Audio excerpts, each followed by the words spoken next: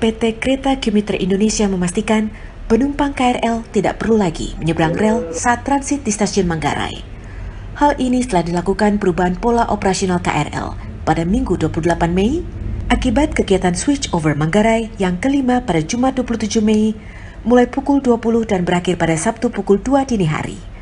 VP Corporate Secretary KAI Komuter Anu Purba saat ditemui di stasiun Manggarai, Jakarta 28 Mei mengatakan dengan perubahan pola ini proses transit menjadi jauh lebih mudah karena penumpang hanya perlu naik atau turun stasiun. Anu menambahkan bahwa stasiun Manggarai dengan 18 relnya akan menjadi stasiun yang sangat sibuk, sehingga pola menyeberang rel seperti yang sebelumnya dinilai tidak aman bagi keselamatan penumpang. Kenapa kami membuat rekayasa pola operasi supaya transitnya tidak menyeberangi rel? Karena stasiun ini sangat sibuk sekali dan sampai saat ini data yang kami peroleh bahwa orang yang transit di sini paling rendah 120.000 orang dan paling tinggi lebih dari 200.000 orang. Ini yang harus kita selamatkan.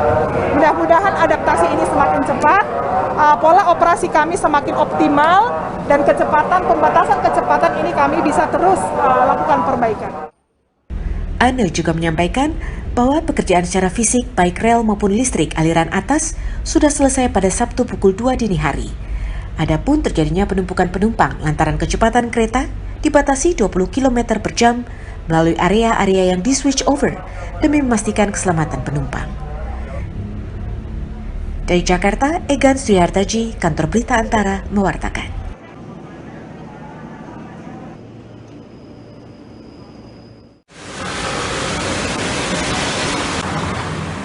Polresta Malang Kota menggandeng Dinas Kesehatan, BPJS Ketenagakerjaan dan PMI setempat, juga Rumah Sakit Umum Daerah Dr. Saiful Anwar untuk memberikan pelatihan bertajuk Safety Driving dan pelatihan kedaruratan pada Jumat 27 Mei.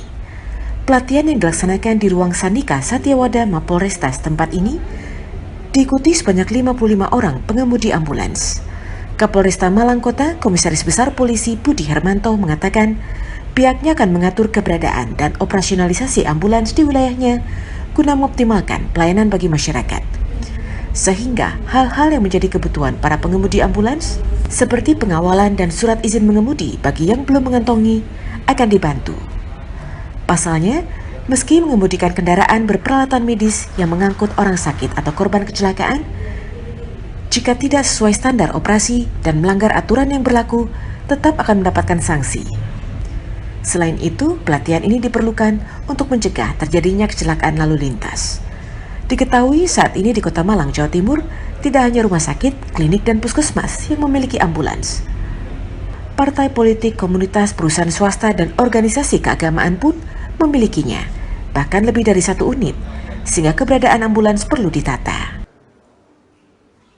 Sehingga apa yang mereka lakukan tidak salah di dalam standar operasional prosedurnya, SOP-nya, tidak malah menjadi blunder, tidak menjadi dua sisi mata pisau. Nah, ini jadi sengaja kita kumpulkan hari ini, kita berikan ajaran tata tertib berlalu lintas, kita akan cek juga tentang surat izin mengemudi yang bersangkutan, jika tidak akan kita bantu dalam proses tersebut.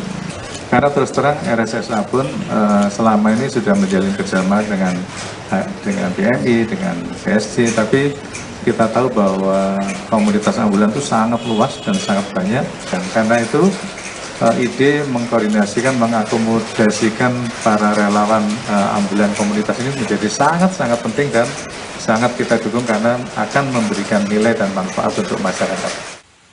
Dari pelatihan ini, Kapolresta Budi berharap agar pengoperasian ambulans dari berbagai elemen masyarakat tidak tumpang tindih dan berpatokan pada skala prioritas. Selain itu, ambulans hendaknya dimanfaatkan sesuai peruntukannya. Dari Kota Malang, Jawa Timur, Syaiful Afandi, Kantor Berita Antara, mewartakan.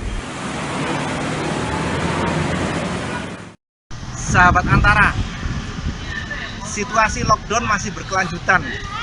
Di belakang saya masih terlihat antrian orang-orang tes PCR. Saya juga tes PCR yang mungkin sudah ke-27 kali sejak tanggal 22 April. Kalau kita bicara lockdownnya di Cina sudah berlangsung sejak tanggal 30 April. Jadi ini sudah hampir sebulan, masih belum ada tanda-tanda dibukanya beberapa tempat transportasi umum seperti stasiun subway ataupun halte kereta api metro. Jadi kalau kita lihat masih seperti ini, orang-orang masih berjalan-jalan seperti biasanya. Otoritas Beijing menerapkan lockdown secara parsial setelah muncul beberapa klaster baru COVID-19 varian Omicron sejak 22 April 2022. Selama masa lockdown, pusat-pusat perbelanjaan, pasar, tempat hiburan, restoran, kafe, dan salon ditutup total. Warga ibu kota diimbau untuk bekerja dari rumah. Selama masa lockdown itu pula, semua warga kota Beijing, terutama yang tinggal di distrik berkategori COVID-19 berisiko tinggi dan sedang, diwajibkan melakukan tes PCR setiap hari. Warga yang dinyatakan positif langsung dikirim ke rumah sakit rujukan COVID, sedangkan kontak dekatnya dikirim ke pusat karantina terpadu. Hanya ada beberapa toko swalayan yang diizinkan buka, sehingga menimbulkan antrean panjang para pengunjung. Layanan salon pun berubah dengan menjamurnya tukang-tukang pangkas rambut yang praktik di pinggir jalan.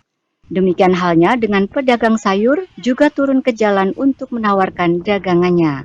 Lockdown di Beijing juga memunculkan gejolak sosial, seperti sejumlah warga memprotes larangan masuk ke kawasan permukimannya sendiri.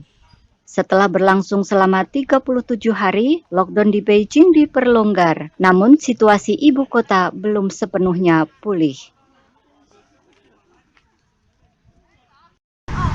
Pusat perbelanjaan, restoran, dan kafe selama masa lockdown sejak tanggal 30 April tutup, kecuali satu, pusat atau tempat penjualan barang kebutuhan pokok seperti yang ada di belakang saya ini, yang masih diizinkan untuk membuka, untuk memberikan pelayanan kepada masyarakat di Beijing, khususnya distrik Chaoyang yang terkena lockdown.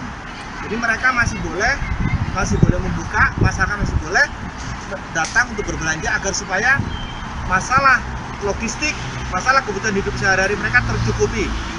Saya M. Irfan Ilmi, Antara Beijing, melaporkan.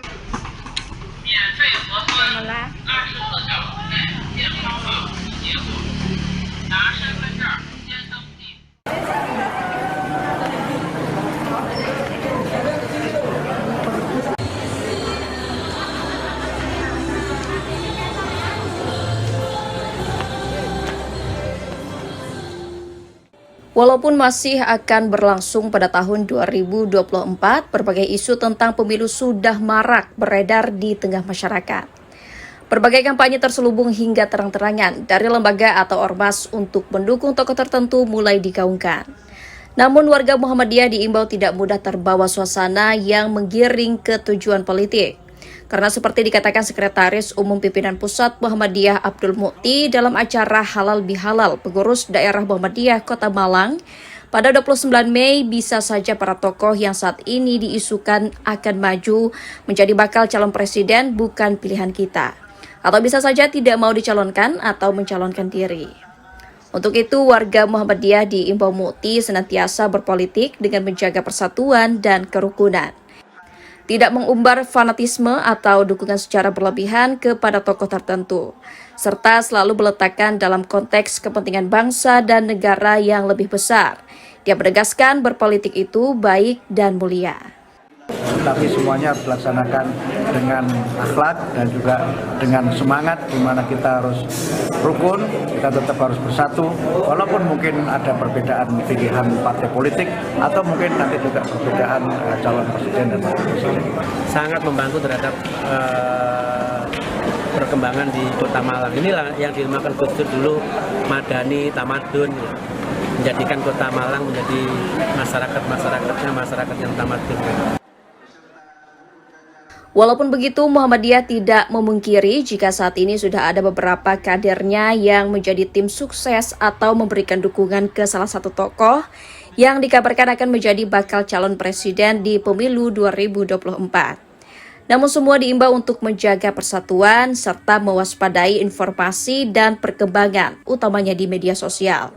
Karena jika tidak disikapi dengan cerdas, maka akan berpotensi memicu perpecahan bangsa. Dari Kota Malang, Jawa Timur, Saiful Afandi, Kantor Berita Antara, mewartakan.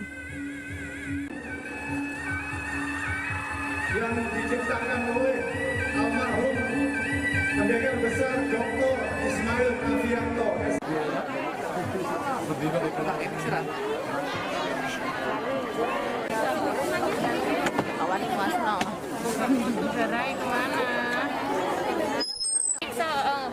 utamanya. Soalnya di Hermina.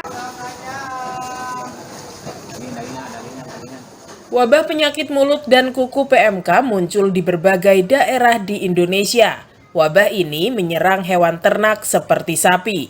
Namun munculnya wabah PMK ini tidak mempengaruhi penjualan daging di Rangkas Bitung, Kabupaten Lebak. Di pasar tradisional Rangkas Bitung misalnya, para pedagang daging sapi masih berjualan seperti biasa. Kios-kios mereka memajang aneka bagian tubuh sapi, mulai dari daging, kikil, paru, hingga hati.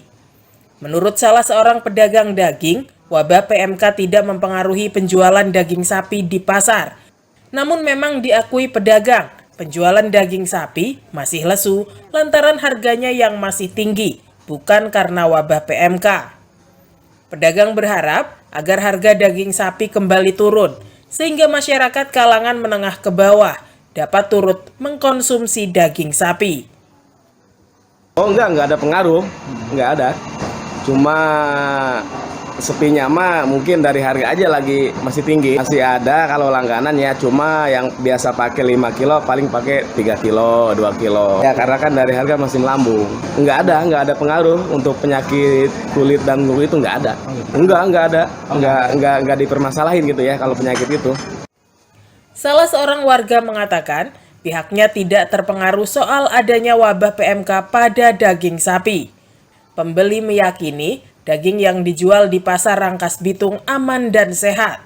Justru ia berharap adanya penurunan harga daging yang saat ini masih naik, meskipun kenaikannya tidak setinggi saat Idul Fitri lalu.